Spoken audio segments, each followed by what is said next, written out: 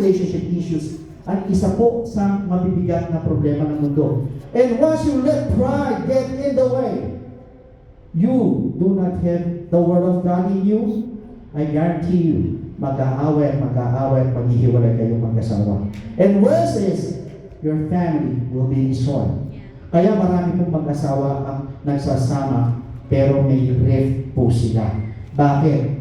It does not follow that you talk to each other, that you are together, pero wala kayong gap. Ang dami nag-uusap but they hate each other. Can you imagine that? Walang iba naman, one of the national problem ng tao, that I should say, is about finances. Baka international problem na nga yan, kaya kayong iba nandito sa Canada, di ba? Mahirap ang buhay sa Pilipinas. So kaya katatakbo ng Canada para medyo umunlad ang buhay mo for greener pastures. So nagiging international problem. Kaya marami po ang gustong bumigay na. Sa mga empleyado, others are beginning to lose hope. That is why they want to give up in faith. Why? Mostly hindi po sapat yung income. They do not know how to feed their families.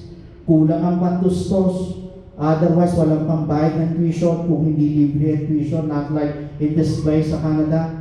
And always remember, once you focus on these things, siguradong panghihinaan ka ng loob. Bakit? Diyan ka nakafocus Possible that your faith will grow weaker and weaker, and you will begin to doubt the Word of God, and you will start to question God. Brothers and sisters, I believe ang trabaho po ay biyaya po ng Diyos. Sino po naniniwala doon? It is a gift from God. At sinabi ng Bible that every good gift came from above. At naniniwala po ako na hindi po magbibigay ng good or ng mabuting biyaya o regalo ng ating Panginoon na hindi ka pagpapalain. Kaya nga naging good gifts. Meaning to say, once nagbigay ng good gifts ang Lord, merong blessing yan. Sigurado po yan. Amen. Are you with me? Amen. Now, what about other people na pinapasok po ng anxiety at depression, who are worrying about their future too much? But little did they know that their future is not based on earth, but rather our future is in God. Kaya nga dito, balita ko, marami po ang nagpapakamatay. Because of anxiety and depression, hindi nila alam na ang future nasa Diyos. Akala nila nasa trabaho, akala nila sa mga worries. No. Sa Diyos po ang future.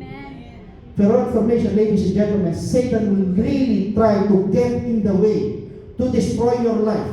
Yan po ang totoo. Lahat ng paraan gagawin yan that God will eventually allow. Why? Because God wants to know kung saan po tayo nakafocus. Are we focused on our current issues in life? Or are we focused on the future glory na matatanggap po natin? Now, however, talking about suffering, if we are going to read James 5:10, my brethren, take the prophets who spoke in the name of the Lord.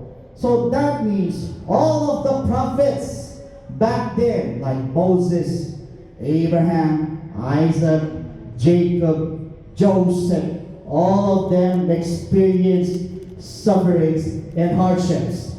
Could you imagine si Moses, brothers and sisters, suffered? Samantala, mataas pong educational attainment po niya. Because he studied in Egypt. Matalinong tao si Moses. Mataas ang pinag-aralan. But he chose to suffer together with God's children kaysa na makasama ang mga hindi anak ng Diyos. Pinagpalit niya po ang riches sa sufferings, as he would rather choose to suffer than stay in Egypt. He chose Egypt.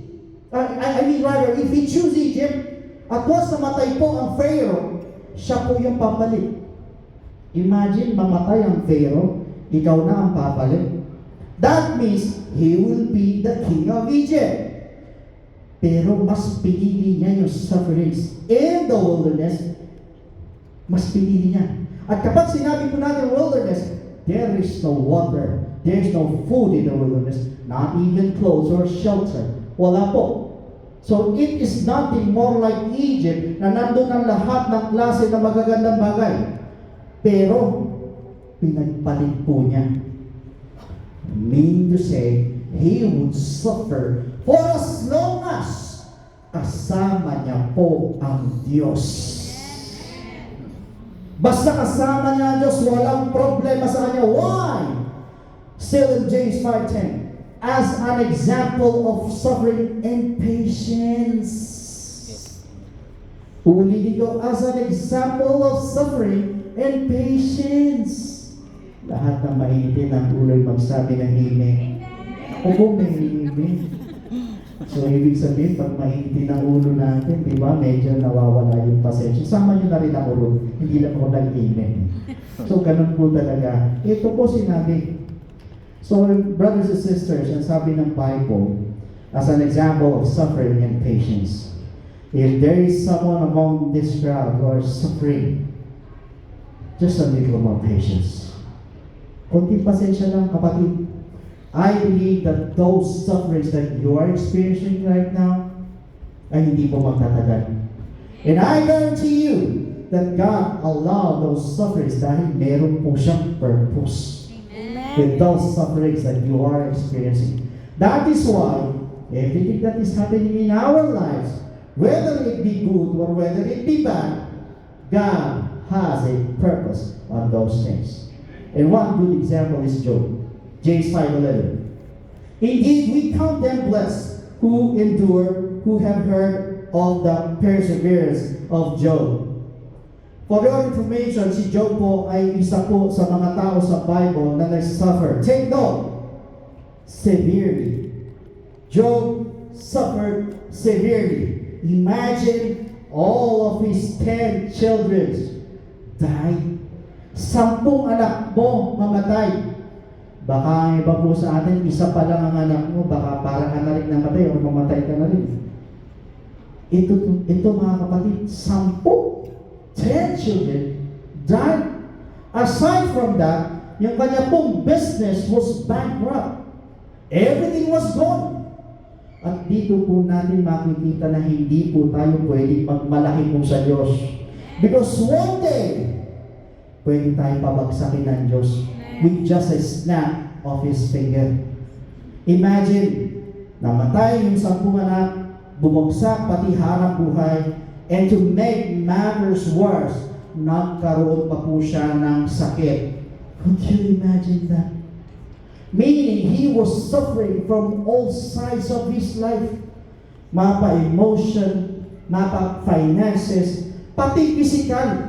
Lahat po yan